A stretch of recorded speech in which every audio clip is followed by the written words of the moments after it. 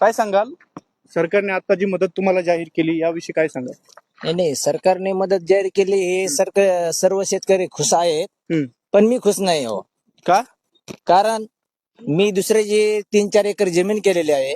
तुम्ही हो. स्वतः आणि शेतकरी नाही तुम्ही? मी स्वतः शेतकरी नाही. भाडे मी भाडेतत्वावरती हा. शेती करतो तुम्ही? हो, तर मी त्याच्यात 80-90 हजार रुपये खर्च केलं. आता ह्या शेतकऱ्याला हे पैसे भेटणार, सरकार पैसे देणार यांना नुकसान भरपाईचे, पण मग आम्हाला देणार कोण? कारण माझं घर पण पडलं, माझं घर पडलं, त्याला पंचनामाला पण कोणी आलं नाही. माझं घर पडलं त्याला बघण्यासाठी. आणि माझ्या वड्याच्या कडेला 4-5 शेरडा होत्या, 2 शेरडा पण वाहून गेल्या. पण सरकारचं म्हणजे कुठलाच अधिकारी इकडे आला नाही की बाबा ह्यांच्या शेरडा वाहून गेल्या, यांचं घर पडलंय.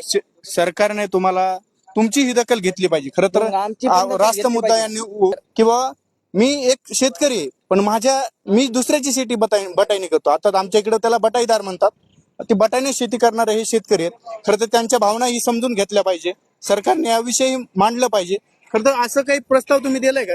नाही, पण आम्ही काही दिलं नाही. पण खऱ्या अर्थाने त्यांचा एक शासनाचा माणूस लावून आम्ही जी शेती केली त्या शेतकऱ्याची चौकशी करावा, काय ह्यांच्याकडे तुमची शेती आहे का? ते जर म्हणले हो आहे, तर आम्हाला नुकसान भरपाई द्यावा, असं म्हणजे राज्याचे मुख्यमंत्री देवेंद्र फडणवीस यांना तुमचं मागणं आहे. तेव्हा मी बटाईदार शेतकरी, पण बटाईदार शेतकरी असतानाही मला जी मदत पाहिजे ती मला न मिळता जो माझा वर जो शेतकरी बसलाय, जो